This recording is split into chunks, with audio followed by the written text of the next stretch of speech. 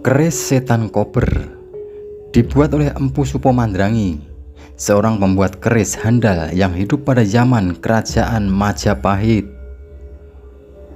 Empu Supomandrangi adalah seorang penganut Islam yang berguru kepada Sunan Ampel, salah satu dari Wali Songo. Ia menciptakan banyak keris terkenal seperti keris Kiai Sengkelat, keris Kiai Nogososro, dan tentu saja keris Kiai Brongot Setan Kober. Keris Kiai Brongot Setan Kober adalah keris pertama yang dibuat oleh Empu Supomandrangi setelah ia memeluk Islam. Keris ini memiliki bentuk dan racikan yang unik dan berbeda dari keris lainnya.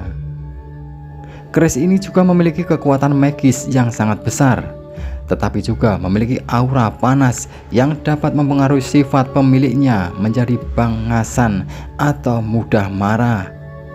Menurut sebuah babat Jawa kuno, keris Kiai Brongot Setan Kober awalnya diserahkan kepada Syekh Jafar Sotik atau lebih dikenal sebagai Sunan Kudus.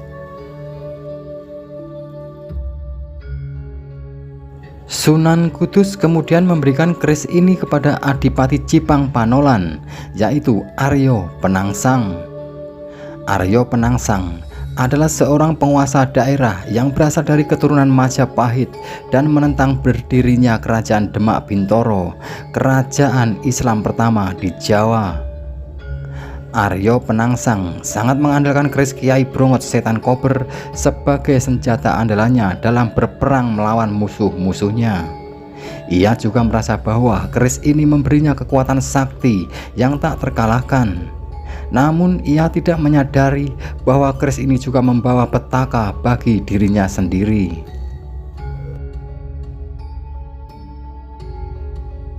Dalam sebuah pertempuran melawan Sutowijoyo atau lebih dikenal sebagai Panembahan Senopati, raja pertama dari Kesultanan Mataram, Aryo Penangsang mengalami nasib sial.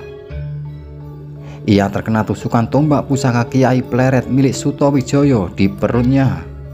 Luka tusukan itu membuat perutnya robek dan ususnya terburai keluar. Aryo Penangsang tidak menyerah begitu saja. Ia masih berusaha melawan dengan menggunakan keris Kiai Brongot Setan Kober. Namun nasib malang menimpanya lagi. Ketika ia melompat untuk menyerang Sutowijoyo, ia tidak sengaja menyentuh ususnya sendiri dengan ujung kerisnya. Akibatnya ususnya putus dan ia pun tewas seketika. Keris Kiai Brongot Setan Kober kemudian hilang dan tidak diketahui keberadaannya hingga saat ini. Ada yang mengatakan bahwa keris ini dibawa oleh Sutowijoyo sebagai tanda kemenangannya. Ada juga yang mengatakan bahwa keris ini dikuburkan di tempat di mana Aryo Penangsang tewas. Atau mungkin keris ini masih ada di tangan orang-orang tertentu yang menyimpannya dengan rahasia. Misteri keris Setan Kober masih menjadi salah satu topik yang menarik bagi para pecinta sejarah dan budaya Jawa. Keris ini merupakan salah satu pusaka sakti yang memiliki cerita dan legenda yang mengagumkan. Namun, keris ini juga merupakan pusaka yang membawa petaka bagi siapa saja yang menggunakannya dengan niat jahat atau tidak bijaksana. Aryo Penangsang merupakan adipati yang berkedudukan di Kadipaten Cipang Panolan, Jawa Tengah. Ia memiliki sifat pendendam. Aryo Penangsang merupakan putra Raden Kikin. Ayahnya tewas di tangan Sunan Prawoto dalam sebuah peperangan yang memperebutkan tahta Demak untuk menggantikan Sultan Trenggono. Akhirnya Sunan Prawoto dinobatkan sebagai Sultan Demak. Aryo Penangsang ingin merebut tahta Demak dari Sunan Prawoto. Keinginan itu bukan muncul begitu saja, tetapi juga untuk membalas dendam atas kematian ayahnya. Akhirnya ia mengutus pembunuh bayaran untuk membunuh Sunan Prawoto. Ia berharap setelah Sunan Prawoto meninggal, tahta jatuh ke tangannya. Rupanya harapan Aryo Penangsang meleset. tahta Demak justru jatuh ke tangan menantu Sultan Trenggono, yaitu Mas Karebet alias Joko Tingkir yang bergelar Sultan Hadiwijoyo. Dalam pemerintahannya, Sultan Hadiwijoyo memindahkan kerajaan ke Pajang dan mengganti nama menjadi Kesultanan Pajang. Sementara Demak menjadi kabupaten yang dipimpin Adipati Aryo Pangiri.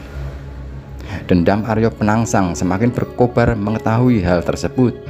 Lalu ia mengutus Abdi Cipang untuk membunuh Sultan Hadiwijoyo. Supaya rencananya berhasil, Aryo Penangsang meminjamkan pusakanya ke Reski Brongot Setan Kober kepada Abdi tersebut. Namun, Abdi tersebut tidak berhasil membunuh Sultan Hadiwijoyo. Mereka malah disuruh pulang dan diberi hadiah. Mengetahui hal tersebut, Aryo Penangsang murka dan hampir membunuh Abdi Cipang. Namun, kemarahannya berhasil diredakan oleh Sunan Kudus yang bijaksana. Sunan Kudus yang membela Aryo Penangsang menyusun rencana untuk membunuh Sultan Hadiwijoyo dengan kedok mendamaikan Aryo Penangsang dengan Sultan Hadiwijoyo. Lalu Sunan Kudus mengumpulkan mereka berdua di rumahnya.